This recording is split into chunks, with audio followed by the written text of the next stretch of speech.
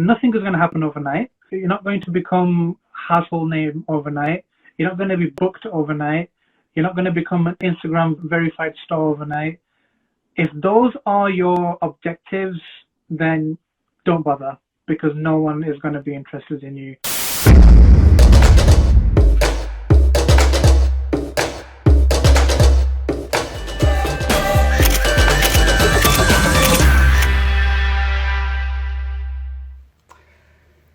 Hello, good afternoon, happy Wednesday everybody, and welcome to Naeem Drop Live.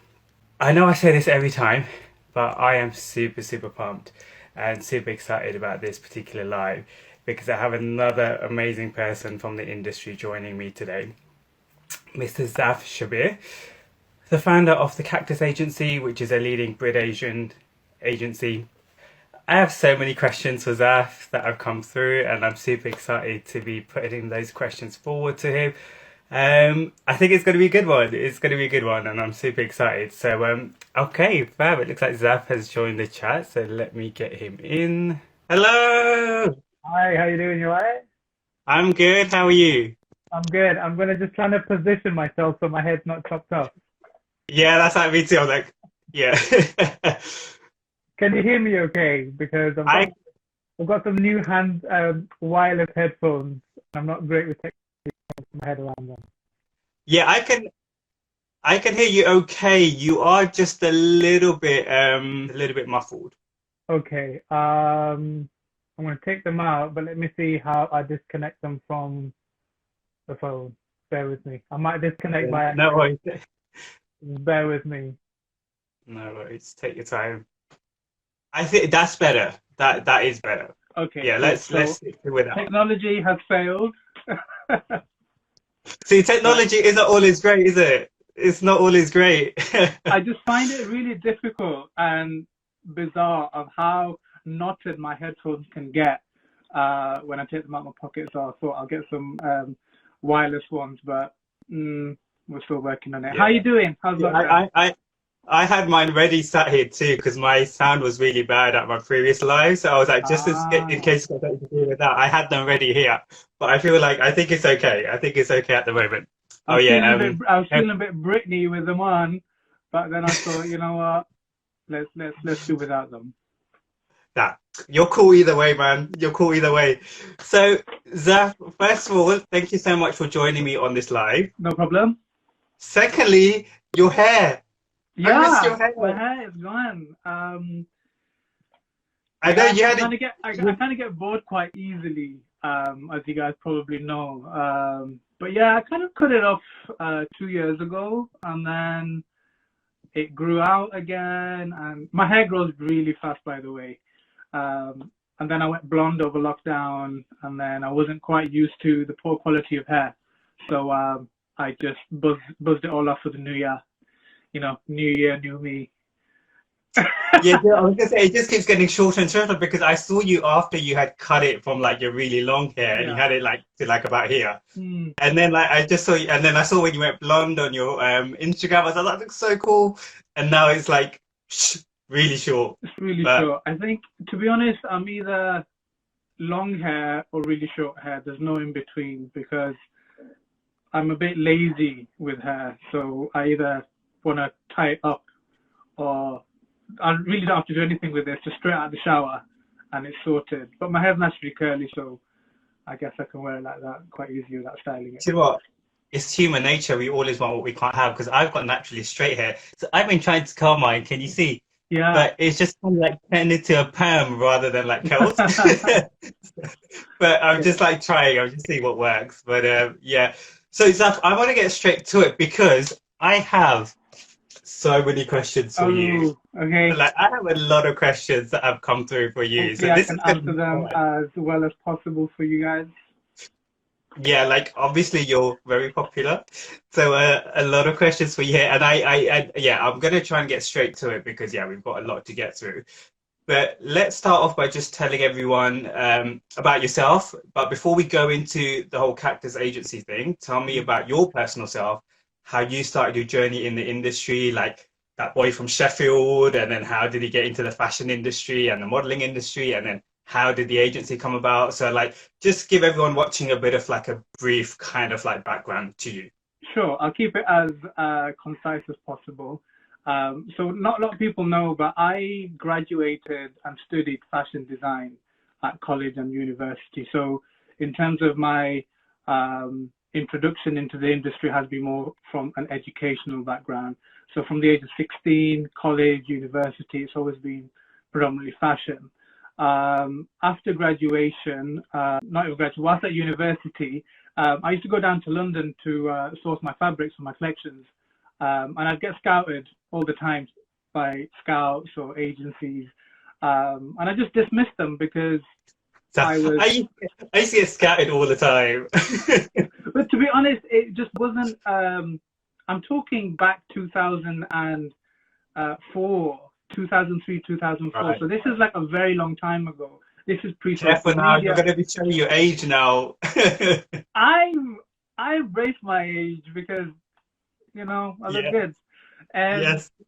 but I'm talking about pre-social media, pre-internet. So 5 days I was at university. Weekend I had a weekend job. So 7 days were occupied, and I didn't really acknowledge the approach. So after graduation, I moved down to Reading. I was a fashion buyer for a very well-known brand, and all my friends were working or living in London. So on evenings or weekends, I'd go down, and the same thing would kind of happen again. And I thought, okay, there's something here. Like after 2, 3 years of what happened initially whilst I was at university, it's reoccurring. Surely there's something. So I had a friend who graduated with me, and he was showcasing at Fashion Week, and he just asked me, "Oh, can you walk through my collection?" I was like, "Yeah, fine. Why not?" And from there, after that show, I had about 3 or 4 assistants from other designers who were showcasing within that same week, and asked if I could do theirs. And I thought, yeah, why not? It was just really blasé. But then it just kind of spiraled out. Things kept coming in. I just saw it as like a bit of a distraction hobby because I was working quite intensively within my full-time job. And it just went from there. And I just took it really, really casually. But I don't know whether if it was a background in fashion that gave me a very casual understanding about the industry. Nothing kind of was kind of intimidating or out of the box or kind of like, oh, I'm uncomfortable with that. I would just, let's do it. And then again, back then there wasn't many ethnic representation, which it's a conversation now, but back then it just wasn't something. And I acknowledged it, but I didn't really, I don't like playing on things. So I thought, I'm here, they like me, let's do it. And then naturally kind of got bored, especially when you're a hands-on person. And I ended up gradually introducing the services what Cactus does now. And that's when we launched Cactus. So that's me in a little synopsis. So the fact that you had that kind of background and you kind of studied the creative fashion aspect of it, so presumably, even though the modeling you kind of fell into, presumably what you're doing right now, so as actually you can even talk about your agency right now, what it does, but what you're doing right now, I presume is kind of what you were intending on doing anyway, like even when you were studying and stuff, was this kind of your long-term goal to go into the kind of the creativity aspect of management, all of styling, fashion, whatever it might be? I think initially at school, I was genuinely really super interested. I still am super interested in hair and makeup. The reason I didn't take that further is because that was a subject that you did at college if you came out of school with no GCSEs. I'm not a natural academic. I studied and revised super hard, and I did get the highest grades in my school. However, my school was very ghetto, by the way. So academia wasn't on a very high level. But saying that, I thought, what's the next best thing within that same sector with a bit more of an opportunity for me to go to university? And that was then fashion design. So I went ahead to do that. Was Cactus an idea that I wanted to do initially at study point? No. I thought I'll go into design or in the sector of business and fashion and all of that sort of vibe. And my background has been in design or in buying or management, retail. So the business of fashion, in terms of the knowledge of it, I know it inside out, but not a lot of people know that. They just, the initial thing they'll see or know me for is, oh, he was a model, that long hair model, that bearded guy, that scary one. And I'm like, yeah, that's me. Sometimes I don't feel like I need to clarify or correct. It's not really my place. It doesn't really bother me. But yeah, it is. It wasn't the idea, but I think Cactus came along when I experienced or observed a lot of misconduct in terms of how things should be done, structure, planning, management, just a lot of that communications, just basic things which don't necessarily relate purely just to fashion, but just generally in life. There was a lot of missed processes. And I've been trained and experienced within structured professional environments. So that's one of the main reasons why Cactus was launched, to be able to correct and discipline and introduce professionalism. And it wasn't going to happen overnight. I am a very realistic person. But yeah, slowly but surely we're getting there. We're getting there. But obviously with time and evolution and people and generation, millennial, it's kind of hard because not everyone has that same sort of wavelength. And, admittedly, I am a whole generation older than a lot of these people at the moment. Just going to say very quickly what you mentioned about people saying that you're quite scary and etc. I'm just going to confess, first time I met you, I was so intimidated. Why? I was so intimidated because I had heard about the Cactus agency, and I had, bear in mind, I started, 2016, 2017, so you were well established within the industry, so was Cactus. And I remember the first time I met you, I was just like, oh my God, that's from Cactus. And I just had this impression that you didn't really like me. Like, I had this impression that, yeah, I just feel like you didn't like me for some reason. And obviously, since then, we worked together on shows, etc., and I've gotten to know you, and things are slightly different now. But yeah, but I think that's the thing. A lot of people have these stereotypes and they judge very quickly with people in the industry, like, especially with models. Like, how many models do you know, Zaf, that are doctors, engineers, like dentists, like, you know what I mean? Like, I'm an optometrist, but a lot of people don't know that because they just see you as that person who's working on set or behind the scenes, and that's all there is to you. I was just going to say, going back to that, the intimidation factor, I think I experienced that a lot when I was modeling full time before I kind of cut down my work. And I'd always get that sort of feedback from people like, oh, so-and-so thinks of you of this. So it was kind of negative talk or comparing you to someone else and whatnot. And it never really bothered me, but I could totally understand the reason why people felt how they thought of me or described me or assumed I would be like. I totally agree with it because the body of work that I'd created, bearing in mind that just this skinny, long-haired guy just turning up and kind of being plastered everywhere. And my kind of look was always quite rough and serious and quite scary. And the amount of times I'd see my own face on mood boards for future work, I'm like, okay, the same thing again and again. And okay, there was a plus point that was getting me work, but I was also losing a lot of work because my look was too strong. I wasn't commercial enough. And I'm as commercial as it can get in person, but because the look that kind of catapulted me in my debut was strong, it kind of stuck to me, and people just thought I was scary. And I totally get it because I do look scary. Well, I used to look scary. Very quickly, coming back to your agency, so tell us what your agency actually does.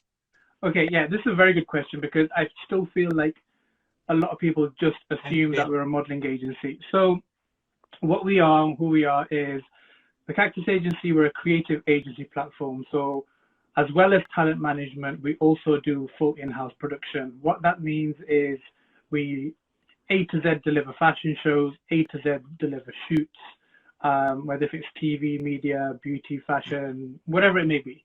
So we kind of cover the whole spectrum. And the reason why we've gone with that approach is because there's a lot of clients out there who are a little unsure or unable to kind of manage or plan a project solely purely because they may be new to the industry or unaware of who to approach, and a lot of people just don't get back to them, and it's just really unfair, especially for the new gen.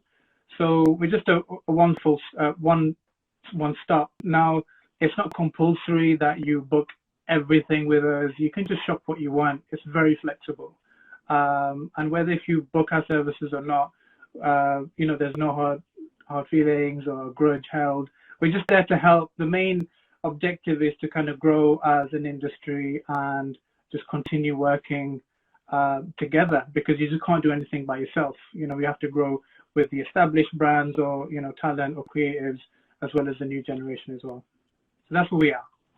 Fantastic. Yeah, I'm glad you said that, because I think a lot of people assume the Cactus agency is just a modeling agency and you're just there in terms of talent management, but there's a whole other aspect to it. Now, speaking about the agency, and you've obviously worked with some big brands, some really big mainstream brands, but obviously your big Brit-Asian brands too.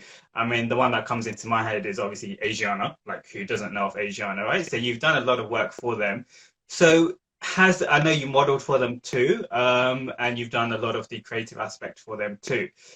I've had a lot of questions obviously come through with regards to that. So one of the ones that I'm going to put forward to you is, firstly, are you still working with them? I mean, how did you find it working with them? And one of the questions that I got asked a lot, especially in the British Asian community, and I did a live on this last week, is the whole subject of things like favoritism and also colorism and potential tokenism, especially in the Brit-Asian. And I'm talking from my own experience when I first joined. And trying to break into, ironically, I really struggled a lot more in the Brit-Asian industry than I did in the mainstream one, because I felt like all the same models were always used. It was very much about using mixed race or very fair-skinned models in their campaigns. So they had like a specific look they wanted, and they was going to stick to that. So I just want to touch upon that subject, and I'm not just saying Asiana, because I'm talking about everything within the British Asian sort of market. But I just want to get your take on that, and how do you feel with regards to that? And when you have been working for these brands, like, have you noticed that yourself? Have you experienced that yourself? And how much do you, as a creative and a stylist, for example, have a say in what goes on in terms of the models that get taken on, and et cetera, et cetera? I think for me, any sort of project I work on or I'm booked for or I'm kind of affiliated with, my main thing is I like to be able to make a visual aesthetic difference between what they've previously created, and then if I'm on board, what is the change? I'm not about replicating what somebody else has done. Obviously, you will take on the positives. Why would you change something that is working, but then put your own spin on it? Now, for me, I'm very patriotic. I'm very proud of being ethnically brown, and I will put ethnic talent forward for any projects that I can. Now, with clients such as that, for instance, prime example of Asiana, when I first came on board, it was a few weeks before they had one of their bridal shows, and I really pushed for as many brown faces on that runway, and I'd probably say there was about, I'd say like 85 to 90% of the lineup was brown, and a lot of faces that hadn't been affiliated with the brand before. And that was a huge risk and a big responsibility from my side. Bearing in mind, I'm new to the brand. I'm pushing for talent that they've never worked or affiliated themselves with, so they don't know whether they're good or they're bad. They're taking my word for it. So I was putting myself on the firing line, potentially, if they didn't deliver. But the feedback was amazing. Everybody liked what they saw. They felt more connected. But going back to how it was previously, and this is not just with them, this is generally, I'm talking before the era of British Asian models working as freelance models. There was always a strong presence of non-Asian models everywhere, in publications, on runway shows, anywhere you could potentially see. And one of the main reasons I feel, and this is from observation and experiences, unfortunately, our ethnic models, they're not disciplined or professional enough. Maybe things are changing now, whereas before it was kind of, okay, I'm popular. And I'm talking pre-social media, so this has got nothing to do with how many followers you've got. This is just down to popularity, throwing your weight around, assuming that, oh, there's no choice, they're still going to have to book me. So I'm going to do, kind of feeling that the power's in their hands. Not necessarily the case. But can I just say, these particular models, let's say, I mean, I'm not tying us all with the same brush, but why is it that it is still these models that are still working? Like, why is it the ones that are not disciplined and the ones that behave this way, in my opinion, from my observation, are the ones that are still getting the work and are the ones that are still opening shows and still closing shows, and the humble, modest ones who are trying to break in and not getting the opportunity because these ones don't want to let go. So why is that? From my experience, and I've been doing this for a while now, especially in terms of being behind the camera, I've never seen anyone dare do anything. I've sent people home. I've found a replacement within an hour. If people don't turn up on time, I've always got reserve models to replace them. Whether if it's a public figure, well, not so much a public figure, but if anyone's popular or anything like that from my project, it'll never happen. And if it did, I've sent people home. I've had a very firm word, or I wouldn't work with them again, whether if it's directly or indirectly. I'm not about that life. Everyone's replaceable. It's as simple as that. Everybody is replaceable, no matter who you are, what you are, and everyone has a season and a sell-by date. Going back to the point of certain models working regularly, they work hard. Now, I'm not too sure whether if that's with everyone, but or whether if they work correctly. But I think it's a bit like customer service. If someone has a good experience with someone, whether if it's a retail store or a product, same with a model. If a client has a good experience with them and they're a good energy and they deliver and do the job, they will rebook them. And sometimes, especially with the sort of clients and brands I work with, it's sometimes a bit hard to risk it with the new talent. So it is a bit of a catch-22 where you have to be experienced, but then you're not getting the opportunity to get the experience. It is a bit of a challenging one. What the solution is, I'm not too sure just yet, but I think, test shoots or working, building yourself. It's with any career, you're not born or you don't wake up a model. From my generation, we didn't have, the access to like smartphones to be able to see how things look, or things weren't really being tethered to a screen. So we'd find the flows from the prints when they came out. So we had to just constantly keep, trial and error to see what works for us, what angles did work, don't work. It is a whole different kettle of fish right now, but I think slowly but surely things are getting better. Yeah, and that makes sense to me. I mean, I think as a brand, as a director, you're going to want someone who is going to deliver, right? And absolutely, especially if they're representing us as well. I'm a very big fan of new talent. I'm a big advocate of growing and nurturing and mentoring talent, but I'm also very, very realistic. We do get inundated with applications or from both male and female models, both the UK and abroad.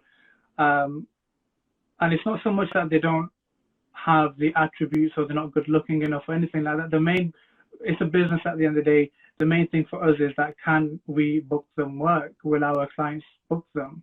There's nothing worse than just being politically correct and signing everyone who comes through, but then they see that there's about 2 or 3 are constantly working every other day and they're not being approached, or there's no communication between us and them.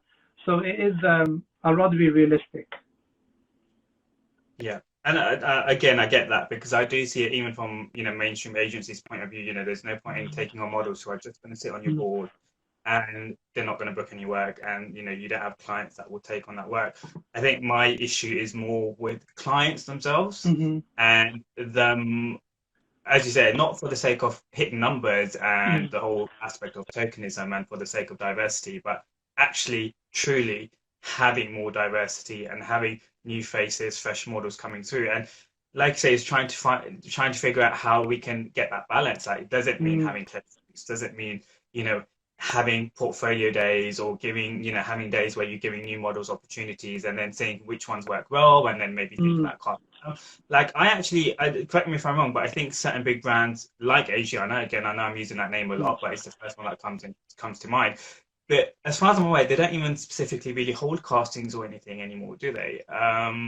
Not so much. I think for shows, possibly. In my time there, yeah, they have held castings for fashion shows because I think the shows, because it's a physical live show and an event, it's important that not only are the aesthetics right in terms of high frame, blah blah blah, but in terms of being able to walk, especially for females, where the outfits are so heavy with trails and layers and multiple dupattas and whatever and jewelry, and being able to deal with that pressure of how it is backstage at a show.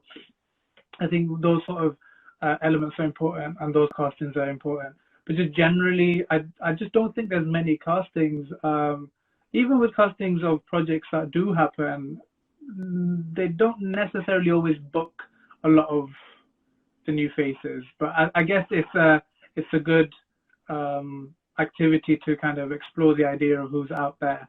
But I just don't think many projects will take that risk of taking a high percentage of the lineup being new faces. But it's always nice, and this is, as an audience, they always will clock who the new face is because, like you said, there are regular faces that they always see and are in awe of. And then as soon as they see someone who's new and fresh, they're like, oh my God, who is she? Who is he? Yeah. So there's that sort of like, there is an excitement because the audience does follow who the models are. They are a brand within themselves. Yeah, I figured that out quite early on in my career when I used to attend certain castings, like India Fashion Week, Pakistan Fashion Week, things Hmm. like that, and even certain London Fashion Week shows. And I started to notice that there will be hundreds of models at these castings, Mm. and out of the hundreds, there would only be one or two that would be selected because 80% of the models are being used from previous seasons or the ones that are Mm. being the ones that the directors are familiar with, the designers are familiar with. And for me personally, it just became super frustrating now. I'm taking my time, effort, energy going to, and I Mm. understand that that's how casting works, right? Even in mainstream, I know how castings work. You have to invest, you have to Mm. travel every day to castings and blah, blah, blah, blah, blah. But knowing that there's only potentially one or two spots, and it's just it became really super frustrating for me personally. And yeah, like alhamdulillah, I was lucky to book certain type of work. I think one of the big fashion weeks I did was with you with Bangladesh Fashion Mm. Week, which was super awesome. And I think I remember it was really one of the first shows that really showcased so many new faces that time. Yeah, there was a um lot of new faces in that show. Um, yeah, I really enjoyed that one. and some of those faces have really gone on to do well. Like some of those faces have gone on to do really well. Massively. And I just feel like, yeah, potentially we need to have a little bit more of that. Um, Mm. which brings me on to my second issue that I got asked a lot of questions about, and that is the lack of pay Mm. or the very small amount of pay that not just models, but even things like photographers and potentially even stylists, etc., get Mm. in the British Asian industry. And why is that? Because these big brands surely are making enough money. This selling, designers are selling, the magazines are flying off the shelves, or at least they were before social Mm. media.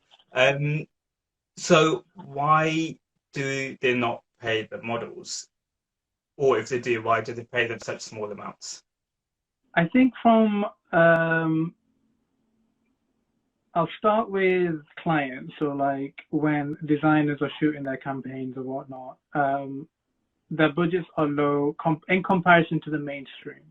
Now, I'm not being politically correct here, but I'm just seeing this from a business perspective. A lot or majority of the businesses within the British Asian UK market, they don't run their businesses correctly in terms of um, allocating budgets for advertising, branding, having that permanent structure within their business calendar in comparison to the mainstream, and even comparison to India and Pakistan. Now, it is a bit embarrassing in the sense of we're in a developed city country, as in London, UK, and then they are a third world country, and their businesses are booming, and they plastered all over social media, and everything's kind of you're in awe of everything, whether it's a show or a shoot. Now here we don't have that, or unfortunately the brands don't really invest within their own businesses. So what ends up happening is they don't reinvest their profits back into their business. Some do, I'm sure they do, and I'll probably get corrected for this. But majority don't. It's just a shop. They're just shopkeepers. So when it comes to expenditure or kind of allocating, or the idea of investing correctly or spending correctly with their teams, whether if it's model, photographer, etc., they don't realize that if they invested correctly and spent correctly and they did it more regularly, that the outcome will be better. For them, it's, oh, we've had a really poor season, we've not made any money, so we're not going to shoot this season. It's pretty much the kind of situation right now with lockdown. The shop's not open, so we've not made any money, so we're not going to do anything about it. Whereas the fact is, they should be active or creating content to create a bit of a vibe online, so that as and when the shops do open, you've kind of done your pre kind of marketing. So it goes back to that. I just don't think they structure their businesses correctly. And if they did, and they did it more regularly, they'd be making more money and be more comfortable to spend more. But because it's kind of like here and there, spontaneous and really scattered, the idea of paying, which is the correct fee and amount, is kind of overwhelming. And the fact is, there's always going to be someone who's okay to accept a low pay rate, because there are a lot of models who are out there, freelancers, who are, again, just starting in the industry and trying to get the exposure, blah, blah, blah, blah, blah. So it is a bit of a catch-22, where ideally we want them to pay more, but then someone stands their ground, but then someone else will come in and take that job because they're okay with that. So I think, again, that's one of the things that we're trying to do with Cactus, where we're trying to bring a bit of discipline and structure back in, especially when it comes to like rates. The idea of usage, I think, is going to be too overwhelming for the market right now, but just generally within the mainstream, there is usage fees in terms of if it's in print, or whether if it's being plastered on a billboard, whether if it's on usage online or in store. That is something that probably won't happen just yet, and even more unlikely to happen now because of social media and just the amount of content that's being created, that it's all kind of blurred into a gray area now. So yeah, interesting. You mentioned the whole usage thing. I did a YouTube video. I'm going to do a shameful plug here, guys. Follow my YouTube, name drop. I did a video on that a few days ago about pay, and there's a massive misconception that models get paid thousands and they must be super rich, and by the time they're 30 they can retire.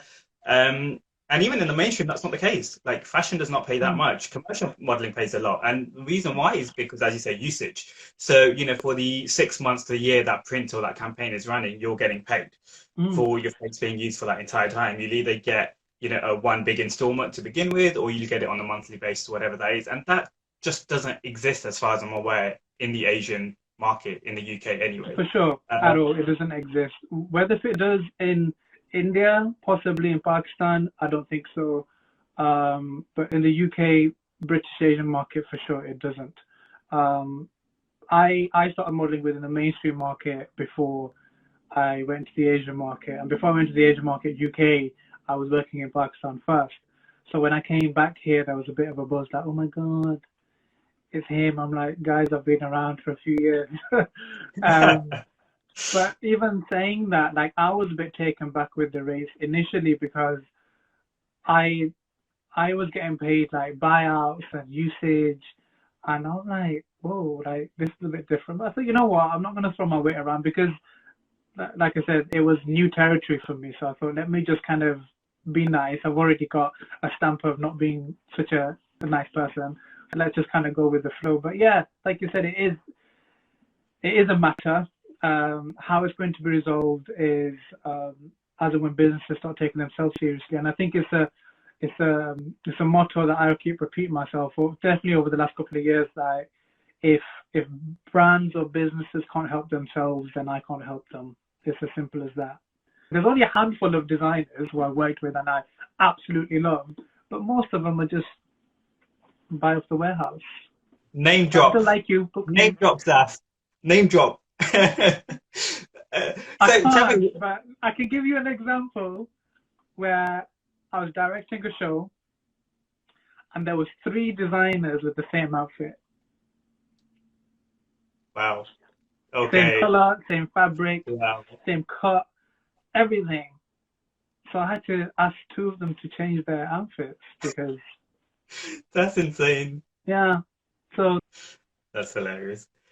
We kind of briefly touched upon it, but so you've obviously worked in the South Asian countries too, markets both in the South Asian continent and also working in the UK. Like, what differences have you noticed between the two, both as a model and on the creativity aspect? So firstly that, and then secondly, like, what do you prefer? Because you've just mentioned you quite enjoy being behind the camera, but because you still model now and again, right? So do you prefer more the modeling, or do you more prefer being behind the camera? So let's start with the difference between the sort of the different countries that you've noticed. I think with Pakistan, obviously labor is a lot cheaper, so your budget spreads a lot more. So your sets are bigger. You've got more access to create whatever you want. If a location isn't existent, you make it. You've got people to do that for you.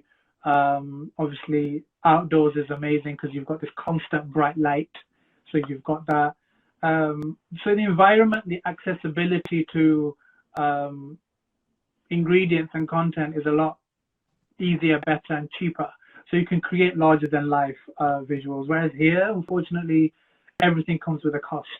So, you know, if clients are already like kind of squeezing and not wanting to spend, then it limits you what you can and can't do with creating that.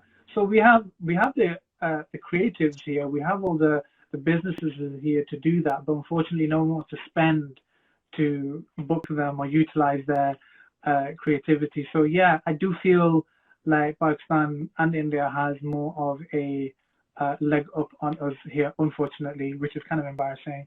But yeah, that's how it is. In terms of comes back to money once again.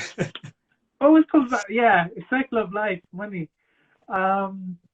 In terms of modeling and being behind the camera now, I felt like one of the main reasons why I launched Cactus and I consciously made the decision to take a step back from modeling is I just felt like I didn't want to be doing everything, and naturally one or the other would have had a negative effect in terms of deliverance.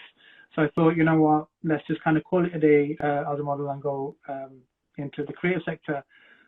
I do genuinely enjoy being behind the camera a lot more. I feel, and one of the main reasons for that is because when I was modeling, there were some instances where I was working with some people who weren't very good at their job. So I felt like I was elevating their careers, you know, building their brands and their businesses, whereas I was doing the work. I was finishing off my looks, I was finishing off my face, I was finishing off my hair, and I thought, no, let's kind of backtrack here. Especially when I'm set, and especially when I'm shooting with females, like, especially for the newer ones, I guess, newer models, or someone who may not be too kind of familiar with being feminine or, you know, posing. I just generally have to just sit in front of them and pose, so they mirror me. That's the only way I can verbally describe, but again, it's a whole different generation. If someone's 18, 19 and hasn't got any references to 80s and 90s Bollywood, or, you know, I can stick an Umrah Jan truck on if you want to have a clue what's going on. So I have to kind of embody and physically do everything so that they just mirror it and have to put them into character. You're just picturing Zaf doing Umrah Jan right now. Wow. Trust me, I'm obsessed. I'm obsessed with the 80s and the 90s cinema, both Pakistani and India cinema. So I think that was kind of like the epitome of beauty, you know, before there was a lot of influence of... but some would argue, is it time to move on? Is it time we went past this whole... I think we've moved on way too forward. We've gone too forward now. I think, especially with, and again, I have no qualms about, you know, enhancements and work done. I'm all about that. But it's got to a point where Agreed. there's no sort of authenticity. You know, you look at Rekha or you look at, I don't know, Barbara Sharif, and all these women are just kind of like, even till now, and even then, they have this sort of aura about them where, you know, it's a realistic visual. It's not like they're larger than life or goddesses, but it was just something which you were mesmerized. And if you were to kind of dissect their looks, of course they had flaws, but I think that's what made them kind of desirable. And that's one of the things that I look for. Like, I like authenticity, I like representation, I like the story, I like flaws, I like incorrections, because otherwise, if you look absolutely like aligned, you don't look like everyone else is on Instagram. Not But about, that is, but isn't that what we're still getting in magazines? Isn't that what we're still getting on like social media and in yeah. advertisements? Like, I we think are the getting challenge like we here all is, do. I think, from my perspective as an agent or as a creative, I have my ideals of how I'd like to do things. However, where we're kind of a bit challenged is when the client requests or wants, or their brief is this. So Mm. unfortunately, we have to oblige by that, is because that's what they want. And again, they're paying the client, customer's always right. So a lot of people assume that, you know, myself or the people push certain faces here and there, but unfortunately, the clients are requesting them. You know, I can propose certain options and faces and really kind of go to town with hyping them up, but at the end of the day, if the client is like, you know, she fits my brand image or my campaign brief or my mood board, I want her. So I'm like, okay, have her. But it's hard. It is a bit of a Yeah, because you're kind of scenario in the that, middle. Yeah, yeah, I get that. Because obviously, as acting as an agent, you know, you don't have that final call. You're just a man yeah, in the middle. I'm not just saying this because I'm talking to you right now, but I've got to say you are one of the few people that I've worked with and met in the industry who really does look after their models. The times I mm, have worked with you anyway, like you've always pushed to make sure I was paid and the models that were working were getting paid. You push for new faces. I know that because I've seen it firsthand. And I remember on one specific casting for a fashion show, and I remember talking to you about it a little bit later, and I was like, Zaf, like I really want to walk in this show, and you were like, you know what, I'll try my best, but it's not down to me. Like how it works is there's a whole panel. Like correct me if I'm wrong, but I recall you saying this. There's a whole panel, and everyone kind of puts a mm, vote in as to who they want, and then the final call goes to the actual organizers or the clients of the show and mm, who they want to go with. And that's when as a model, like I took a step back and I was like, okay, I get it now. mm. Like I get it. That's what it comes I down think to. And sometimes the explanations do help, because naturally, if you don't make the cut out of casting, naturally you will be a little kind of bit, not bitter, but kind of a bit disheartened. So it's quite easy to naturally think that the panel or whoever was organizing kind of has the final say. For my projects, for me, we have obviously a short list of who we like, and then whoever is the menswear designer or whoever is supplying menswear to the show, then they get the final say of like, okay, you guys are showing a full collection of menswear, or you guys have 4 outfits of menswear within your bridal collection. Who would you like? Or who would you like but we'll give feedback. It's not just a matter of a picture. We'll give feedback, or they've done this or done this, or we really think this person really needs to be given a shot, you know, bright future, blah, blah, blah. So it's a very neutral decision from my projects anyhow. Um, but yeah, it's a bit of a tricky one as well. the question that I've got that I want to ask you is obviously I know Cactus Agency isn't just a model agency, but Mm. obviously you do take on talent. So what do you particularly look for? So you know, people asking, how can I be scouted? Like what can increase my chances of being signed by you or any other agency Mm. really? But what do you specifically look for yourself? I think there are industry kind of requirements in terms of height, body size, which are the main ones, kind of height and body size, kind of dress size. For men, it's kind of 6 foot and kind of a medium athletic build. Women 5'7" without heels, No, and a size 4 to 6. And I know they sound a bit alarming, and there's this whole conversation of diversity and representation of all sizes, blah blah blah. Yeah, I get it. I'm very aware of it. But that's kind of the basic requirement. Now, if you don't fit into that, that doesn't necessarily mean that you can't apply, because now, especially over the last few years, the kind of sectors of petite, curve, beauty, commercial, there's all these little new sections now. So rather than approaching us with, oh, I fall into this category, just submit what you are. Just tell us what your measurements are. Send us pictures, which, like, and it really bothers me, this, and it's a really big pet peeve. All I want is just headshots, profiles on full length. That's it. Everyone's got really bougie smartphones. Just take the picture off your phone. I get submissions where there's information missing. I'm getting filtered pictures. I'm getting face-tuned pictures. I'm getting fake lashes. And I work in the visual sector. so you know what's when something's been blurred or something's been lifted, or the lines in the background are not aligned because you've moved things around. Like, I'm not stupid, but I'm not here to correct you either. So whether it's myself or whether it's my team, if the submission isn't correct, we're not going to bother, because within any industry, you need to just do your homework. But we have a highlight on our page which says model application, and it just basically just tells you what to submit and to our email. And the amount of times where it just baffles me. I'm really worried about this generation where they just DM everything or half of the information that's needed, whereas we've asked for emails, because on the emails, when the talent team collates all the applications, it's just easy to locate and all the information's in one. They kind of sending things separately, and I'm like, whoa, how are these people going to ever survive in life? So it's as simple as just follow the instructions, please. Yeah, and email us, and then we'll take it from there.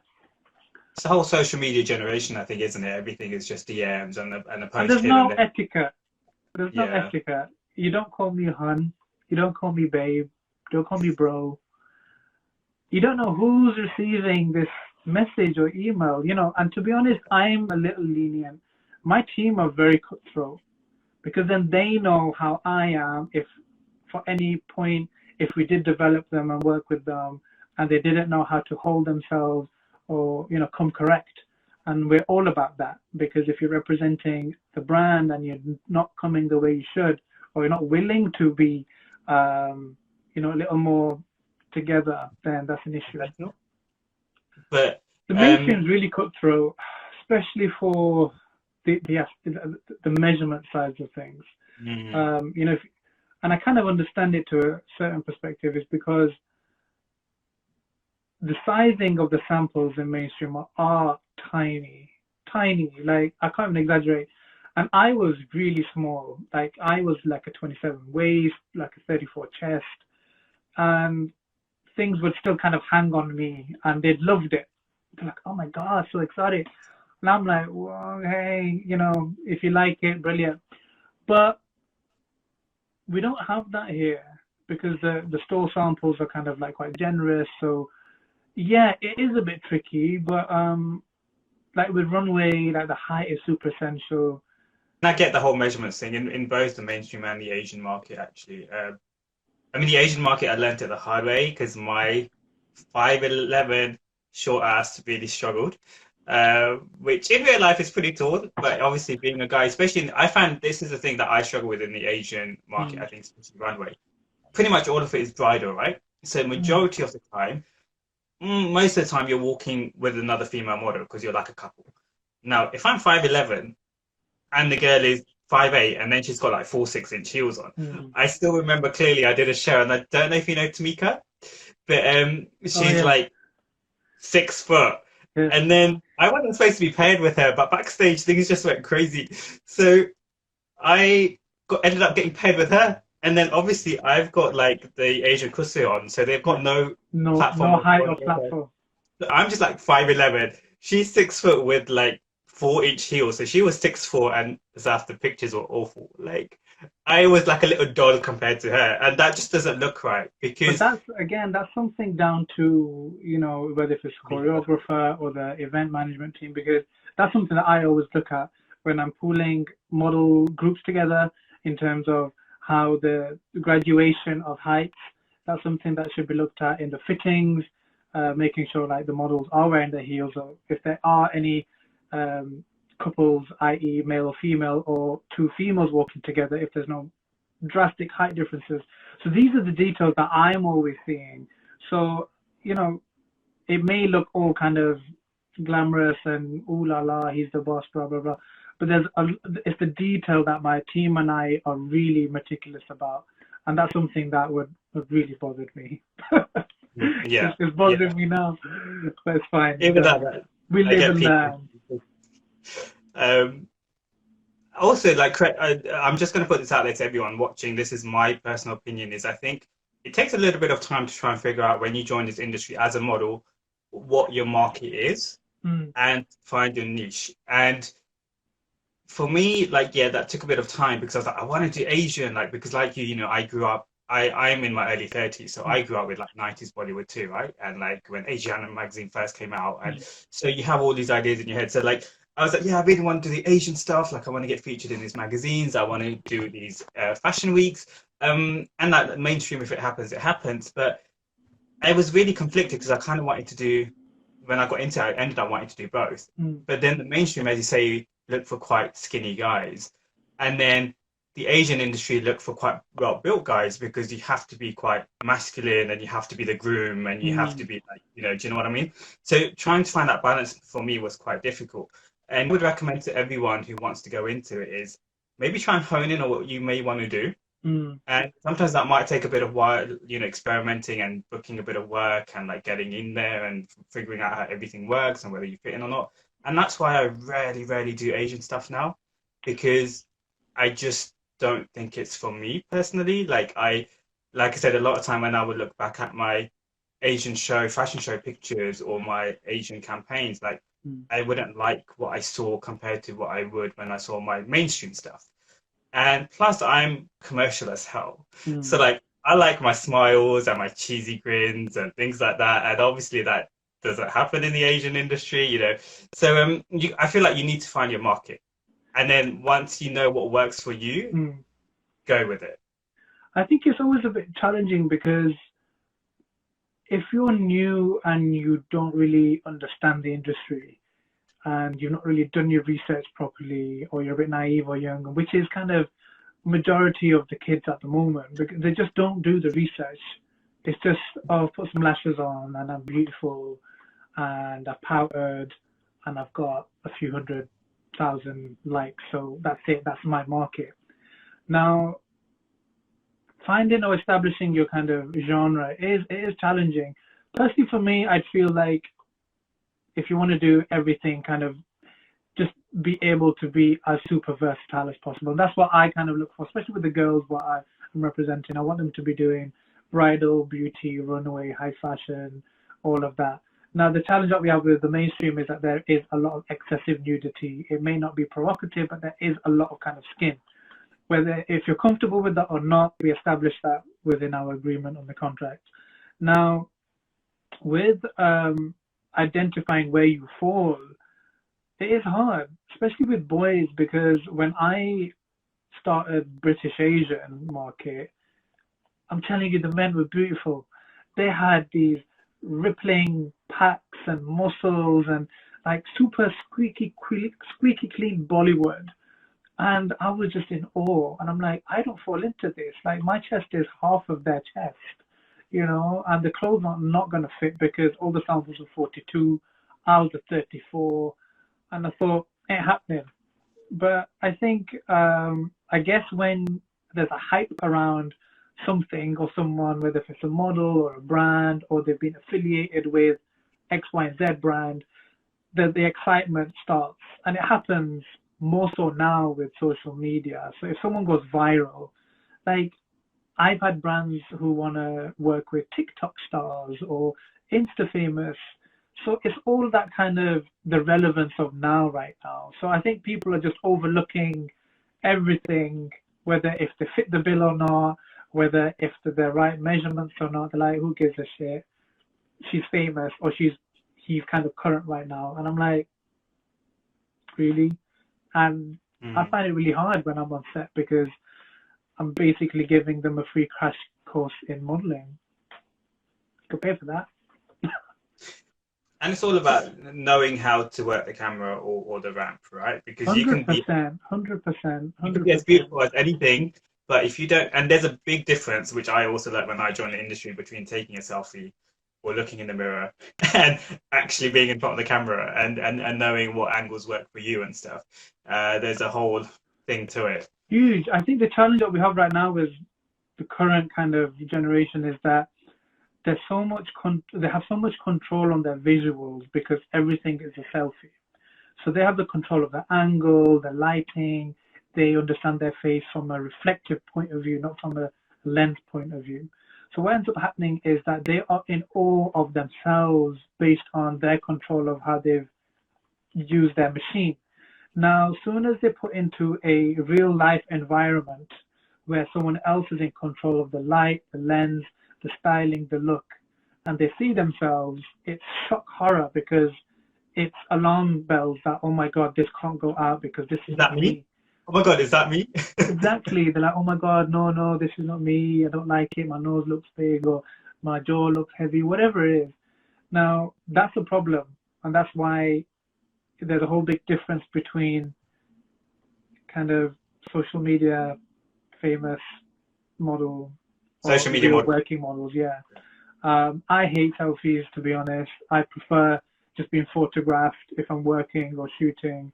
But if I was to if I'd, got a new look or got my hair done or whatever it is, I'd rather be shot because I'm used to seeing myself being shot by someone rather than taking a selfie. I really don't like my selfie image. Like looking at myself right now, this is not how I'm used to seeing myself. I'm used to seeing myself being shot by somebody. Yeah. So yeah, that's sort of like situation we're having right now. And there's a lot of kind of articles that I read about, the psychology of how people see themselves and how they can't let go and whatnot. So it is a lot more of a deeper situation mentally. Yeah, the client has the final say. If they like it, end of conversation. And to be honest, I've come from a time where I never used to even see the pictures whilst we were shooting because one, they weren't being tethered to a screen, and secondly, we were so and it still shouldn't be in our place that we wouldn't even dare asking the photographer, "Can you show me?" We wouldn't. We just see it when it got released. So, and again, that we weren't in that sort of motion of taking selfies or behind the scenes or. All of that just wasn't a thing because we didn't have Snapchat, we didn't have Instagram, we didn't have stories to constantly, daily, by the hour giving updates. So it was very normal and nice then. Does it really upset you when you're like trying to get models on the ramp and they're too busy taking selfies and Snapchats? The amount of phones I've broken backstage is a record. I've broken so many people's phones. I hate phones backstage. And the main thing for that is privacy. Especially when people are changing, whether male or female, doesn't really matter. Like, I think, especially if I've got the sense of responsibility of working with ethnic models and, the respect of that is important for me. I'm just going to add this to those people watching. If you have any questions, guys, please just pop them in now. Any kind of, I think, from my point of view, I think what we can kind of establish from this conversation is if you are looking to get into whether it's mainstream, Brit-Asian, whatever it might be, try and have your homework done. And and I appreciate until you're actually in that environment, you're not going to know for sure how things are and, blah, blah, blah, blah.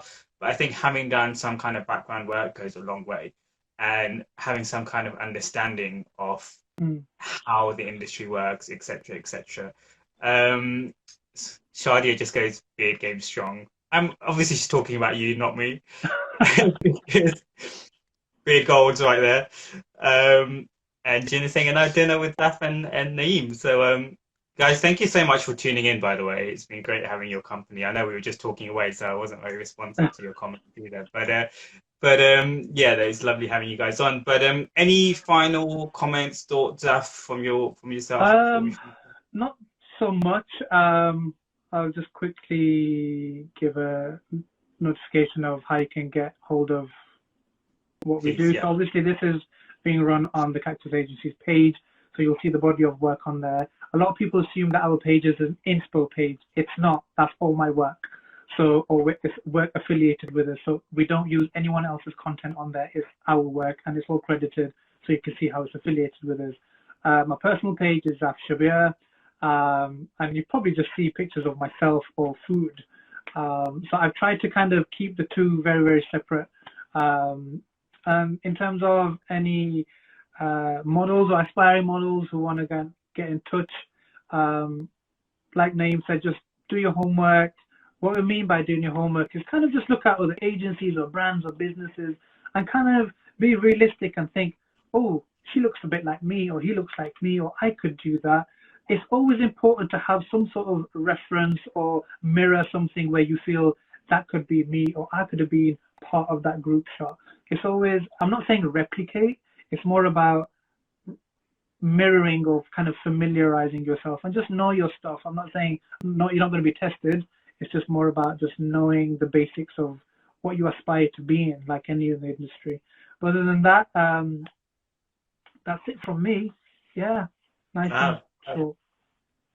And I think just touching upon that point, I think it's having a bit of passion and a bit of drive behind everything. I think a lot of people that do well in this industry are the ones that have And you big have to be burning. patient. Be patient. Patient, patient, patient. Nothing is going to happen overnight.